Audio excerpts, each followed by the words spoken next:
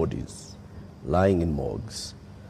And those bodies, the records show that these people either died in hospital and while undergoing treatment for gunshot wounds, or they ended up in the morgue in the last 2 weeks with gunshot wounds. 24. These 24, Mr. President, are you saying that the security agencies have told you that these 24 were criminals, that these 24 were armed, they were posing a danger to the police officers, and that is what necessitated the police to use live bullets on them? Because the circumstances for the police officer to use a live bullet is clear, even in their own code of operations. It is when the life of that police officer is in danger, or when somebody else's life is clearly in danger, and the person who is endangering that person is armed. Were the 24 armed?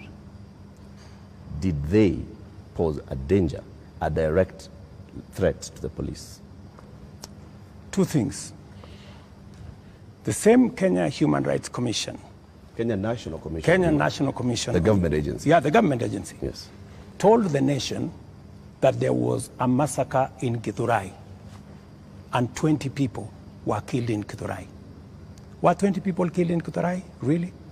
The Kenya National Commission on Human Rights does not have records of 20 people killed. No, but that's their statement. It is a statement that is public, you know. So the same Kenya Human Rights, Kenya Commission, Human Rights, National Human Rights Commission, told the country a blatant fake news falsehood that there was a massacre. This 24 is also... Let me. You ask me a question. Allow me to answer. Yes. That's what they told the country. So an organization that can tell the country without verifying that there was a massacre in Githurai. In fact, BBC, on that account, went to investigate in Githurai. And of course, you know, you have read, BBC has said there was no massacre in Githurai. Mr. President, there was one person who was shot by the police. Let me answer. Yep. So, an organization that is as reckless as to say there was a massacre when there was none, now is telling us there are 24, the police are saying 19. We will find out where the numbers are. But that is the credibility of the organization that you're telling. Mr. President, that may well be. Let me also... My question, Mr. President, just so that Eric can follow up. The people who died...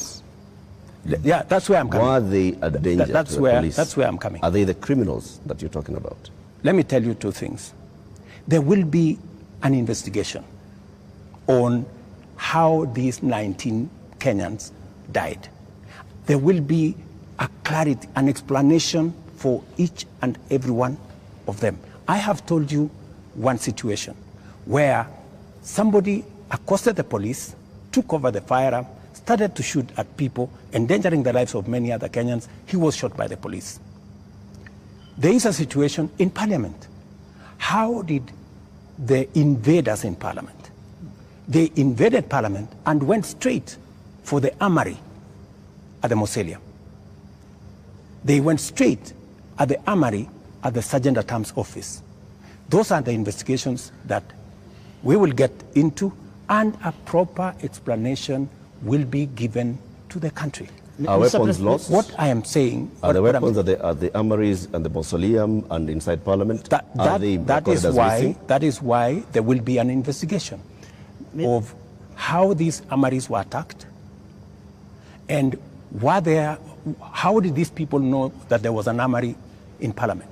Mr. President, you may not believe the Kenya National Commission on Human Rights, but surely you would believe your own deputy, who has said there's been a return to extrajudicial killings and abductions